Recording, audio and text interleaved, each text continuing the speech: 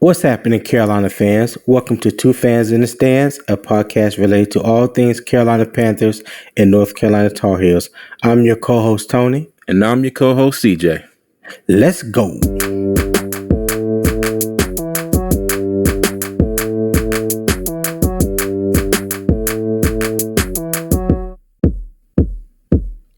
CJ, what's happening? What's happening with you, cousin? How you feeling today? Well, me personally, I'm feeling good. What we're about to talk about, not so much. Oh man, talk about it.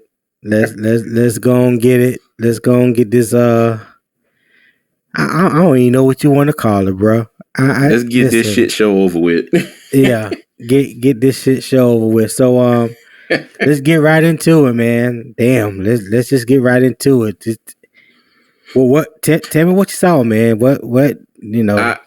I saw a defense that started out the game making plays.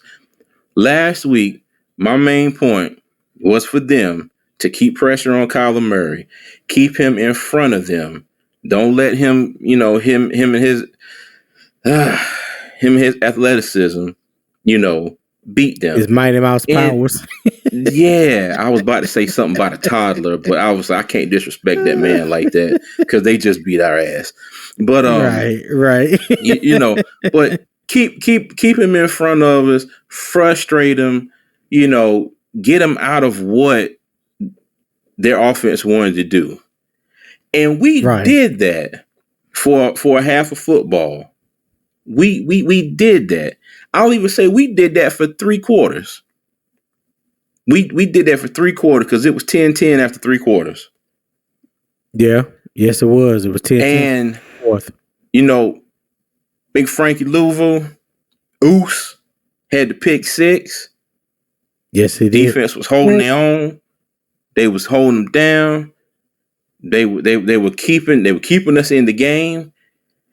And then you get to the other side of the ball, and you got this dumpster fire of an offense. I mean, straight up dumpster fire offense. It is terrible. I can't even argue that point no more. I can't. I'm not even gonna lie to you. I was sitting on the couch. My wife was sitting at the table. We're watching the game. And she even said on that one drive when they got up 13-10.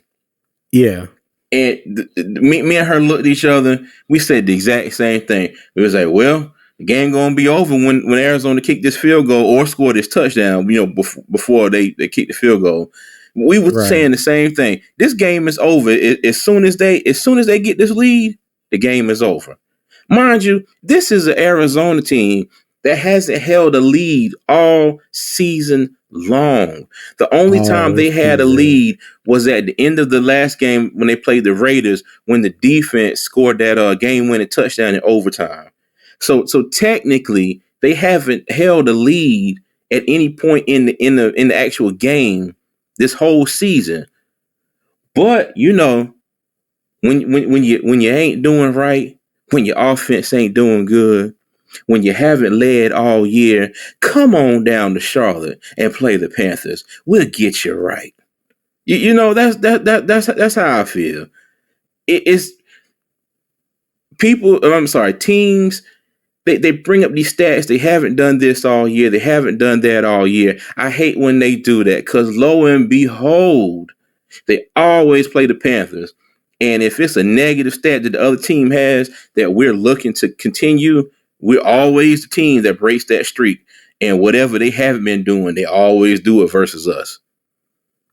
So CMC was really the only bright spot. And then again, I've said this before, and I'm going to keep saying this. I don't understand why the Panthers think that Christian McCaffrey is like 6'5" and 280 pounds and built like a tank. Man, listen, fourth down and 1, and they keep trying to run him up the middle. I finally have to agree with you on that. I finally have to agree with you on that one, bro. Hey, speak on it, man. Damn. Speak on it. No, I don't even want to talk about it, man. Go ahead. Go ahead. Yeah, but uh, it's a mess. It is an utter mess. And I know we're gonna disagree on this, but I'm still on the bandwagon. I say get rid of the entire coaching staff.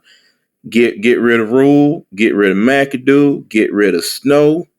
Let Steve Wilkes be the interim head coach.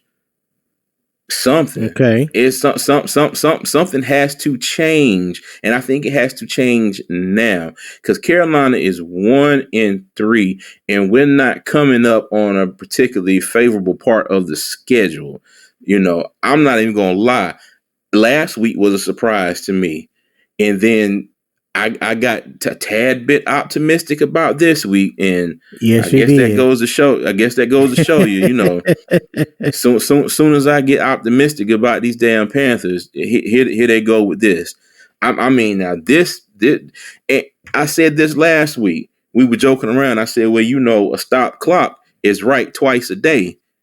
Let me tell Right. you, that they took that clock yesterday. They threw it in the street and ran that joke over. So, They question. were I like, got nah. a Go ahead. question for you. Mm-hmm. If Carolina were to fire Matt Rule, Ben McAdoo, and Phil Snow or whatever, and you say let Steve Wilkes be the interim head coach, well, who would you want? Who would you want as the play caller, and who would be the defensive coordinator? Hell, let me tell you, give me about 24 hours on Madden 23. I can go in there and call some plays. No. I mean, let's be realistic. Hell no. I We're don't not. care. You I know, don't care. I don't care. but I'm It's saying got you to. It's call it you calling for a coaching change. So I'm just mm-hmm. thinking, who would you want to replace the people that you want fired? That's all I'm asking. I do not care. Listen to me closely. I don't Okay. care. They can bring somebody off the street. They can have one of the assistants. The hell, the running backs coach, the offensive line coach, the receiver coach, the tight end coach. I don't give a damn. Throw anybody up in there. Something. And and that's just a frustrated fan in me talking. But something's got to be better than what's being put out there on the field. We're dead last. The offense is terrible, Yes. terrible, I have to terrible. agree with you. If we fire McAdoo and they put somebody else in, what's the worst that can happen? We still gonna be terrible. We can't go nowhere but up. It's So not like we got it's not like we got the number 5 offense or something, and by some strange circumstance, they got rid of the coordinator or something stupid. I'm just saying, if we got a number 5 offense, we wouldn't be having this conversation. But right. or just say that we were 20th ranked offense or something. If I'm not mistaken, we're dead last after this game. Well, Dead we're next. last. I think we're next to last. Next to Well, last compared to Houston, I think. we one step from falling in the pool. You know what I mean? We right on the edge of the diving board. All Yeah. Houston got to do is come back, flick us with the thumb, or finger, No, and we in there. knowing we So, can't swim yeah, exactly, going straight to the bottom. on the diving board, knowing we can't swim. Man, I'm telling you, I don't. Yeah. At this point, I don't care. I do not care. And when I say Phil Snow can go too, even though we talked about this before, that seems to be the Right. only part of the ball that's actually made a change and it's actually doing better. But him and Rule are attached at the hip. So if Rule go, Snow going with him. Yeah. Yeah. Yeah, but That's the way it seems. That's the way it yeah, seems. something has got to be done. And I think it needs to be done sooner than later. The only reason The only reason I see for keeping Matt Rule for the rest of this season is to keep playing like this so we get a high draft pick. Because the Panthers have bad seasons, but end up winning enough games to get them a high, a low enough draft spot in the first round to not necessarily get what we need. You get what I'm saying? No, yeah, I'm with you. It seems like the years where, and we've had, we had Cam Newton for so many years before, but these past few years, we won enough games where I ain't gonna say all of them, but I don't know. I don't know. If this is going to continue, it needs to go ahead and continue because there are going to be quite a few really good quarterbacks, in the first 10 picks. Yeah. And I just if this is going to be what we're going to do all year, then I say just make sure we in the top 2 picks or something. So let me ask you this: if this is what they're going to put on the field, this is going to be my expectation of them going forward. Right, but let me ask you this: let me ask you this question: on a scale of 1 to 10, how much of this do you put on Ben McAdoo? Realistically, now I ain't talking about being all in your feelings and all 47. On a scale of 1 to 10, I said 1 to 10. 47. 40 damn 7. Oh God. Okay. All right. No. All okay. Right. Realistically, on a scale of 1 to 10, yes, I would put. I have to say about a. I'm gonna have to give him a 7. A 7? I'm gonna have to give him a good 7 for the simple fact that he's calling the plays, right? The execution is not there. Baker is not comfortable. He doesn't look good. He's not throwing the ball well. So I'm gonna give him a 7. No, actually, no. I'm gonna give McAdoo an 8, and I'll put the other 2, because he's not down there on the field actually, executing the plays. But the reason why I give him 8, he's yet to figure out what works. And at this point, it seems to me like there may not be nothing that works. Well, it's hard they said, go ahead. I would say it's hard to figure. It's hard to figure out what works when you don't even get started. Like you can't even get started. You can't even really get into your play calling, your play sheet to see what works and what don't work because there's so much inconsistency from at the quarterback. Like you said, he's not. Yeah. He's not. He's calling the plays, and if the plays are executed right, the plays will work. I think a lot of it is in the execution, and a lot of that falls on Baker, in my opinion. But go ahead. Yeah, this is true, but I go back again. 4th down and 1, and you throw your 5'10", 100-something pound running back. Well, he might be over 200 pounds. I think like right up, right up the damn middle. That to me that's play calling. Yeah, that makes play calling. No sense to me. Yeah, and I say that, and I know that's not every single play. Okay, I know that's not every single play, but those are crucial plays. Those are 4th downs when you're trying to get this offense, when you're trying to get the ball rolling.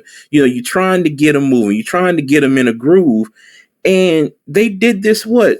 Hell, didn't they do this like 2 4th downs this game? Like the same thing. Yeah. Oh, I'm sorry. The other one. What was the other one when they tried to sneak Baker Mayfield? Was that a 4th down play? Yeah. I believe so. I think that was a fourth and inches, and then one time they had like 4th and inches, and that's when they tried to throw that quick out, and JJ Watt Mm, tipped it, and the linebacker got the interception. That should have been yeah, offsides by the defensive end, but they didn't even call yeah, that because he jumped on that particular play. But that's neither here nor yeah, there. yeah. It sure ain't. But yeah, I mean, it's definitely enough blame to go around. I I said this last year. I say it this year. The culture that Matt Rule has brought to the Panthers isn't working. It's mm, I'm I'm sensing a lot of and the bad thing frustration is, from this end. yeah, and the bad thing is I can't even really get upset no more. Like I told you earlier before we Right. started, I'm sitting here on the couch yesterday laughing in the fourth quarter. I couldn't even get mad. I'm sitting on the couch just laughing. Everything the Panthers did wrong, I busted out laughing. Yeah, I wasn't laughing, And but I'm with you. I couldn't get mad. I was like, you know what? It yeah, is what it is at this point. it's bad. It is terrible when you sit there and you like, you know what? If Arizona scores, if gets this field goal, this game is over. That's a bad feeling. That is a Yeah. bad feeling when you know all the other team has to do is get one field goal, get up on you by 3 points, and it's a wrap. And help me to understand this real quick. How in the hell do Christian McCaffrey have only 8 total rushing attempts? How do we only rush for 40 yards total? And we had the lead at halftime. So you had a whole Mm-hmm. half to get him involved. Why didn't we get him involved in the offense like we did last week? And only thing that crept up in my mind was, yes, it's true. Arizona had a 30th ranked pass defense, right? Mm-hmm. So they came out and they felt like they could just throw the ball. Well, you wasn't throwing the ball down in the middle of the field or down the seams. You kept trying to throw everything to the outside. Get Mm-hmm. get McCaffrey involved. Yeah. Regardless, to me, in my mind, regardless of what the numbers say, get your main player, get your strength of your offense, which is the running game, get that going, and then you can go into your play action and take some shots over the middle or downfield or whatnot. I just don't understand for the life of me how we as an organization, meaning the Panthers, how we had 40 total yards on 13 attempts, and McCaffrey had 8 of those attempts for 27 yards. Mm-hmm. I I don't don't get it either. understand it. Make it make Yeah. sense. Make it make sense, I bro. I can't make it make sense. And to add on to that, Carolina has to be the worst team in the league when it comes to throwing screens. Yes. I've had that The same mindset, worst. and yes. We are The horrible when it worst. comes to throwing the screen. You have a weapon like none other than Christian McCaffrey, and their screens are so predictable. It's not even funny. I saw I saw Kyler Murray, Arizona. They threw a screen, and I was so jealous because they snapped the ball, so they had all the action going to the left, right? Had everybody thinking, okay, this is going to the left. Next thing you know, there's two offensive linemen and a running back went to the right. Kyler Murray looking left, he turns back to the right, throws it to him, and there they go. He got two blockers Yeah, and takeoff. And I'm just yeah, like, and then I think Carol,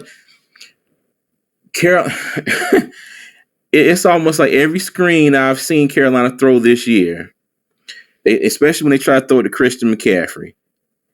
You get a couple offensive linemen that are behind McCaffrey. You know, he's supposed to be behind the lineman, ready to catch the ball, ready, waiting on his blockers to take off. I swear it seems like you got a lineman, McCaffrey, and a lineman, and then they throw it to McCaffrey, and there's a defensive player right there. I promise you, I saw that twice yesterday. I've seen it damn near every time they've tried to throw a screen this season.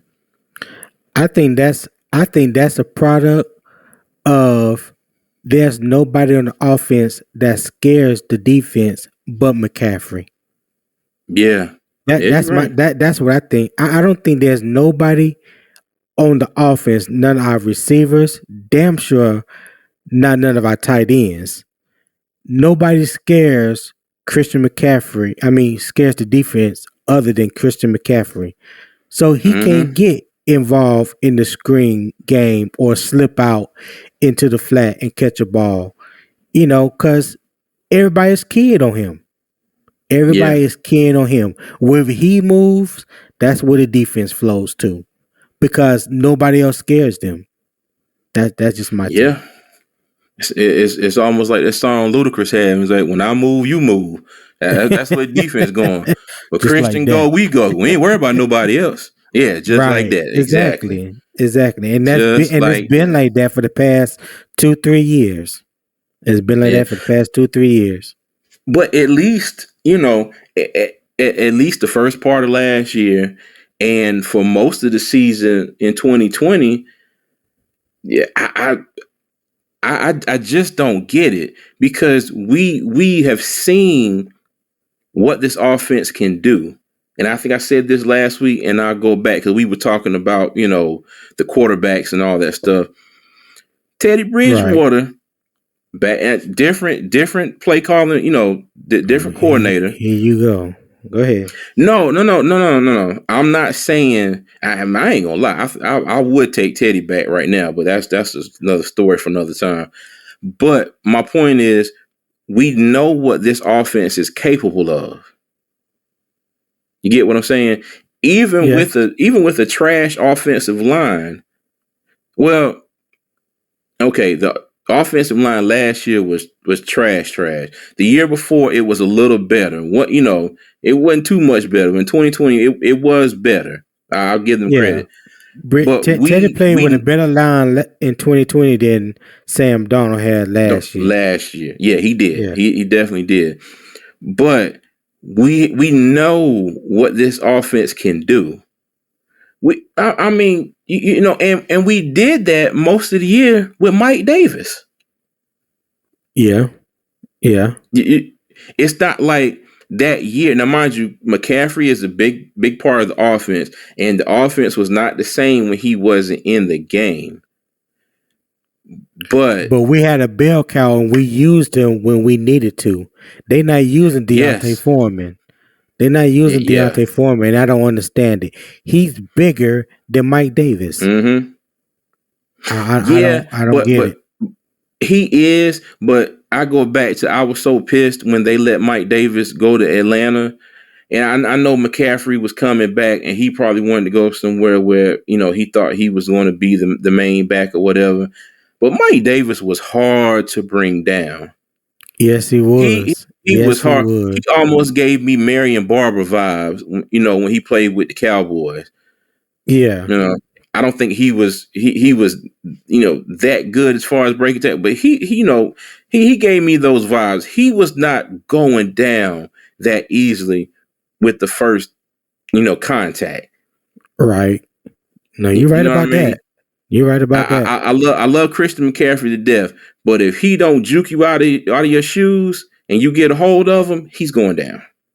Let's go ahead and be real with it. He's not going to run you over. And I said this before. He'll run you over if you're off balance. If he's got you, on ice skates, he'll stiff arm you to the ground. He'll juke you. He'll do all this and that. But the way that they're hold on. The way that they're trying to run him, especially on these short yardage plays, that's the whole reason you bought in Foreman. No, that's true.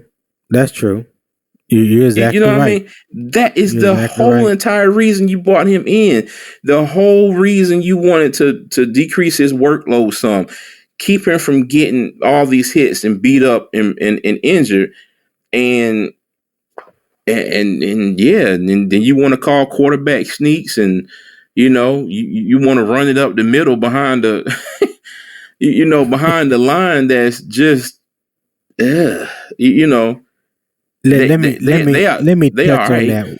Let me touch on that 1 second, because Matt Rule made a comment in the post game interview or press conference, and he said, and this is, I'm not quoting him, basically what he was saying, that he felt like that we have a big old offensive line, and that with Christian McCaffrey, we should be able to get a 4th and 1 or 4th inches. And I wanted to just throw something and break my damn TV, but I do have a 65-inch curve, so I was like, this is really nice, so I don't want to destroy that. But I'm like, the first thing that came to my mind was our interior offensive line is 305, 305, 305. That's in pounds. That's Mm. 305 pounds from the left guard to the right guard. Where in the hell do you feel like we are just that big up the middle that you're gonna, on 4th and 1 or 4th inches, you're gonna run not behind your veterans on the right side of the line, not Austin Corbett or Taylor Moton. No, you didn't do that. You gonna run it behind Brady Christensen, who got pushed back, who got Mm-hmm. pushed back, and his man, if I'm not mistaken, made the tackle because Brady Christensen was on the ground. He was on the ground. So my thing is, and I said this before, and I always say it, and I'm gonna say it again. They need Bradley Bozeman up the middle, and you need to Mm-hmm. put some size in one of those guard positions. I know they're a fan of Brady Christensen, but I know a lot of people didn't follow Matt Rule them and Phil Snow and them when it was at Baylor like I did, because like I said, my wife went to Baylor, so I watched Big 12 football. They always have small athletic linemen. And when I say small, I mean like 300, 305 pounds. They like to space their linemen out, and they like to pull them a lot or whatever. But Mm-hmm. when it's on fourth down in the National Football League, let me say that, in the National Football Mm-hmm. League, you need big guys up front, because on the other side of that are big defensive linemen. These defensive linemen ain't 300 or 305. Most of these defensive linemen, especially on the interior, are 320, 330, 340 even. Vita Vea is 350 pounds of a wrecking ball coming straight up the middle. What do you think he going to do to Mm-hmm. Pat Affleck when they play Tampa? So all I'm saying is, if this is what you want to be, if you talk about being a downhill run first team, well, you need to put people in their right place to be that downhill run first team. You can't do it. I'm just a firm believer, and they haven't done it yet. You can't do it when your interior offensive line is smaller than your two tackles. Taylor Moton Preach. 325. Ike Ekwano is 325. Everybody else in between is small as hell, in my opinion, Mm-hmm. when it comes to talking about interior linemen in the NFL. When you look at the Kansas City Chiefs, Creed Humphrey is about 320, 325 pounds, center. The Mm-hmm. right guard, Trey Smith, out of Tennessee, who we had a chance to draft, but Mm-hmm. we ain't going to get into that. 330, 335 pounds. Left guard, Joe Tooney. Joe Tooney is about 310, 315. They got bulk. They got beef. So that's why you can try a quarterback sneak. Why would you try a quarterback sneak with Baker Mayfield? I have no clue. That makes no sense to me. None That whatsoever. made no sense to me. None. So that pissed me off so bad when he said that yesterday. When I was listening to the post game press conference, I was like, he done lost his rabbit ass mind.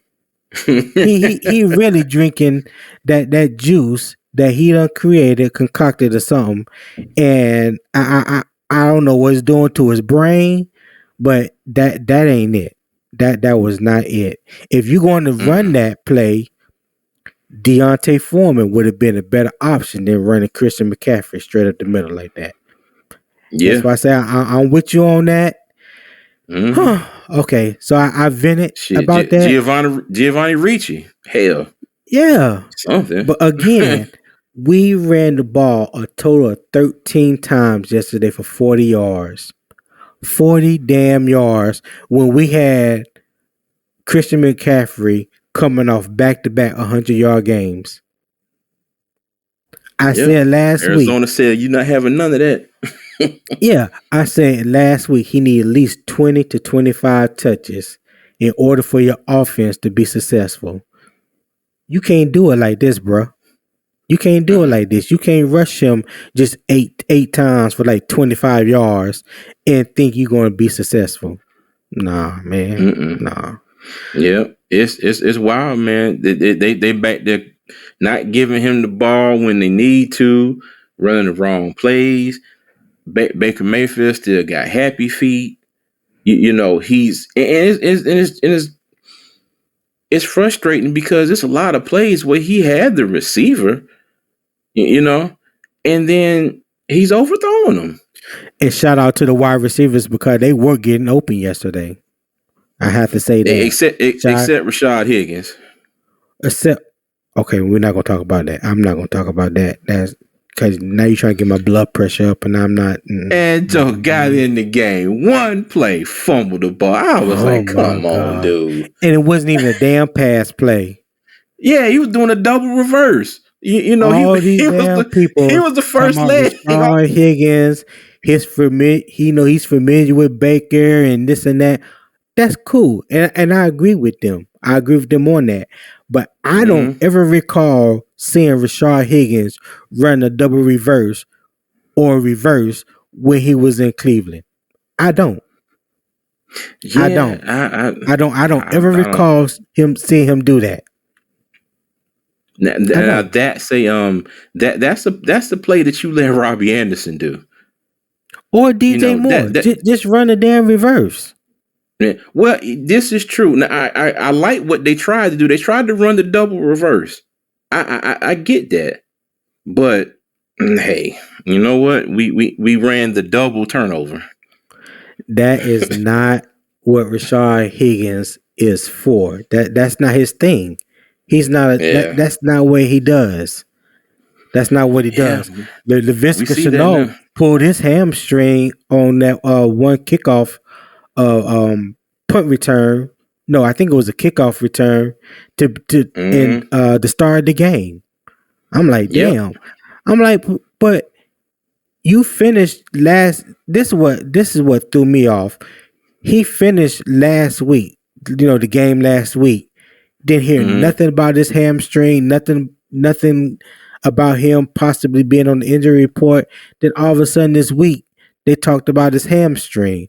I'm like, well, damn, what happened between Sunday and when it started practice Wednesday this week?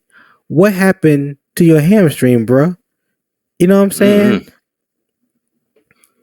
Listen. Hey, you know what? Let's look. Let's just call this what it is. This is 4 games into the season. This is a complete dumpster fire, and it's burning hot.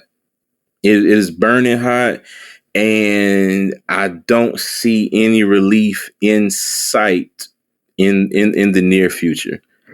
Something major has to happen, and it is. I don't know if it's going to be a coaching change. I don't know if it's going to be some kind of a scheme change, a philosophy change. Something drastic has to happen. But I don't see the Panthers doing anything drastic because this is not their organization that you're like, you know what, we need to do something to get this right. They like to, they like to look at that dead horse on the ground and they like to keep beating it. You know, Get up, and Kobe. that's Get up. yeah, and that's not just Matt Rule. That's before. That's Ron Rivera, Yeah. John Fox. Yeah. Yeah. Yeah. Is You're right. we got a plan. We're going to stick to the You're plan. right. He going to press conference. Coach, your plan is not working. What are you going to do? Oh, we're going to look at the plan, and then we're going to take the plan, and we're going to go execute the plan next week. But sir, the plan has not worked for 4 weeks in a row. That is true. That is true. But there have been some things. There have been some, because this is Matt. Listen to Matt Rule in the press conference. Oh, but there's some things that work. There's one thing that worked. It worked one time out of 30. So we got to build on that. Hey, somebody out there listening to this, please tell me if I'm wrong. Please tell me if I'm wrong. That is Matt Rule in his press conference in a nutshell. Oh, we ran this one play. It worked one time out of the 40 that we ran it. But you know what? We're going to go back next week and we're going to run it again. Because there are a lot of guys here that they got to show a lot of heart. It's not all bad. Well, you got to watch. He got to watch the tape. He got to watch the tape. To come back. Yeah, exactly. Got to watch the tape. But I will say, the one thing I will say that I think is going to happen, if Sam Darnold comes off IR this week, because he's able to come off after this game Sunday, I don't see, in my opinion, this is just my opinion, I don't see any reason why they don't give him a shot. I agree. Because right now, Baker ain't it, and there's nobody else on the roster that you feel that can outplay Baker right now but Sam Darnold. I don't feel like PJ Walker come in there and outplay him. I think right now he probably could come in and do a better job, but I'm looking for someone to come over and just take the reins from the quarterback position and being in a position to move us down the field. And I know some people say, well, Sam, all he do is throw interceptions. Well, hell, everybody throw interceptions. Hell, Baker got 3 right now. 3 interceptions and 4 touchdowns. So, I mean, I can live with that. I can live with that as long as he's able to move us up and down the field in some way, shape, form, or fashion. And I always go back to the first 3 games of last year when the offensive line was playing good for him, when it was giving him protection.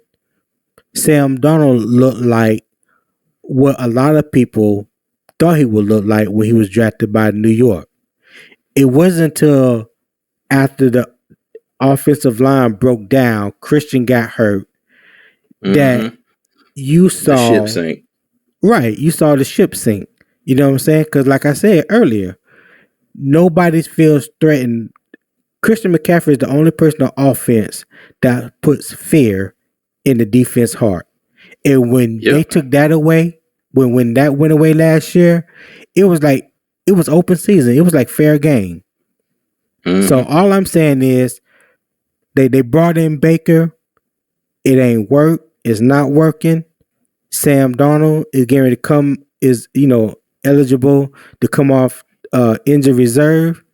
Give him a chance. Hey, to me at this point, what do we have to lose? If some people feel like the season is over and we need to make these wholesale changes, okay, right here, cool.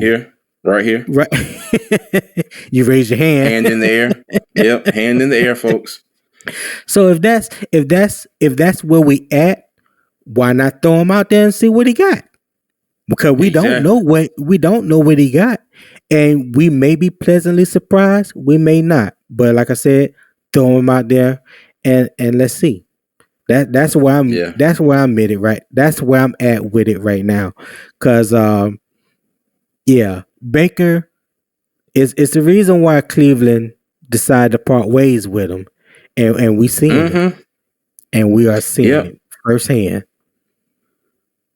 Yeah. Yeah. Yeah. That's about it. I ain't got nothing else to say on this mess. One other thing, if they don't deactivate Chuba Hubbard, I'm gonna throw a damn fit. If they Him don't and get CJ Henderson. M- MC Butterfield, oh my god, oh, MC oh, Butterfingers. I almost had an aneurysm just now. Woo. Listen, MC Butterfinger can't hold on to shit, and even Shy Smith even fumbled again Yep. yesterday. Like, dog, what in the hell? Like, how many times do a person have to show you that they can't do something for you to say, you know what, he can't do that? Yep. It behooves me to even try to understand the logical thinking that goes into that, or is it even logical thinking? Is it? I don't know. I'm still tripping on MC Butterfingers. Dog, like, damn. Like, he didn't fumble the ball away. He didn't cause a turnover. But damn, he damn sure didn't hold on to it. He damn sure didn't secure it and make you feel comfortable enough that he was back there. He was only back there because LaVisca Chenault went out, you know? Yeah. But I'm like, come on, bruh. Come on. We gotta do something when it comes to that. Luckily, Mm-hmm. Keith Taylor recovered the fumble that Shy Smith had on that punt return. But I'm like, again, he Now, 5'10", wasn't that the 180 first? pounds. Wasn't that Huh? the first kickoff return that he fumbled? No, he's not back there on kickoffs. He's back there on punt. It was the first time we got Arizona, I think like a 3-and-out, and got them to punt the ball. And he returned the punt, and he got good yardage on the return. But then the linebacker came in and put his shoulder right on the ball and knocked it Mm-hmm. out, and it rolled over to where Keith Taylor was, and he recovered it. But I'm like, he 5'10", 180 pounds soaking wet. How many times do he have to fumble the ball for you to say this is not it? We have traded and cut guys for those simple reasons right there. Mm-hmm. You can't secure the ball. Yep. You cannot secure the ball. Listen. This current regime is like when especially with these draft picks, it's almost like they're scared to say, oh well, this ain't working out. They're like, oh we drafted them, we sticking with them. Like, nah.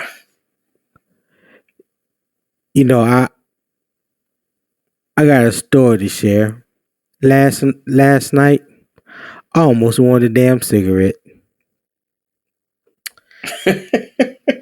I ain't never smoked a day in my life. Can't stand cigarette smoke.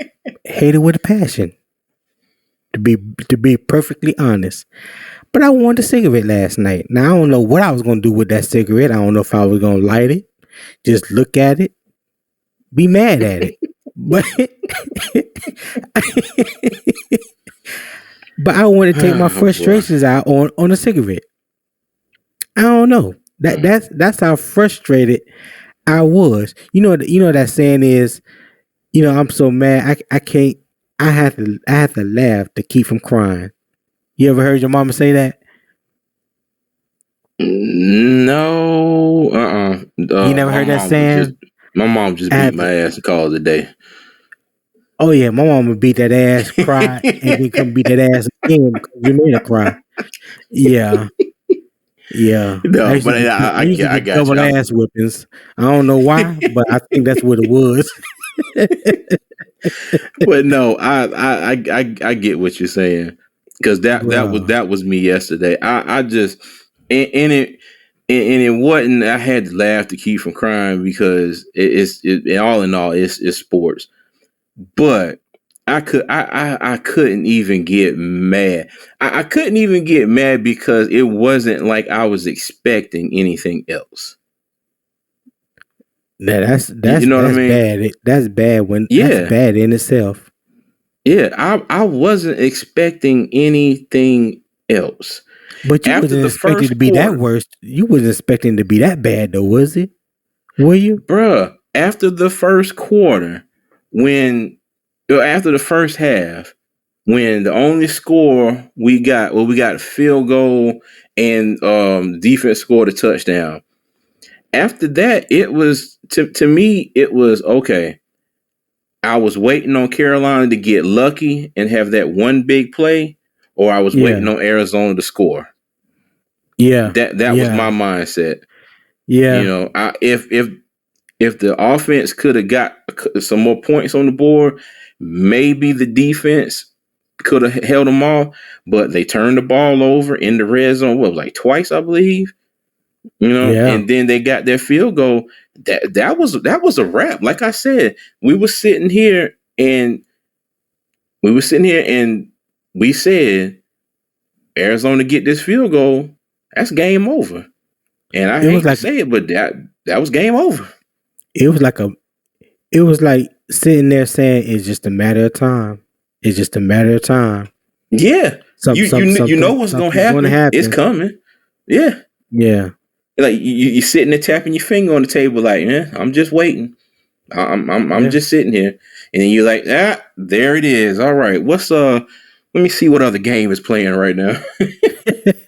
And it's crazy because it's not like Arizona went up and down the field on us. You know, like Kyler Murray only Mm-mm. had 207 yards passing. Mm-hmm. 207 yards. You know, that one touchdown that he threw to Marquise Brown, that Miles Hartsfield, was in coverage. That was damn good coverage. I just wish Miles Hartsfield would have looked up and located the ball. I think if he would have looked Yeah. up and located the ball, he would have had a chance to either intercept it or knock the ball away.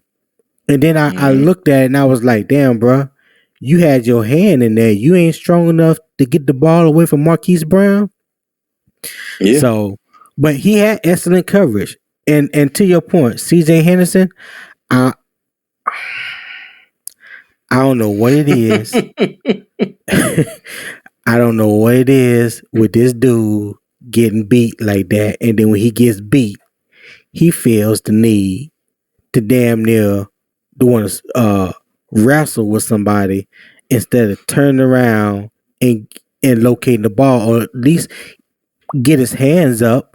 It's like he's always off balance and he starts tripping and falling, and then he goes to tackle the receiver. Well, now you got a pass interference call. It Yep. has happened one time each game. One time each game this year that has happened with CJ Henderson. Now, if you remember, Exactly. I said during preseason, I said, you know what? For me, I will move CJ Henderson back to safety and let him I play move into the the practice ball, squad. uh, and let him play safety because now everything is in front of him.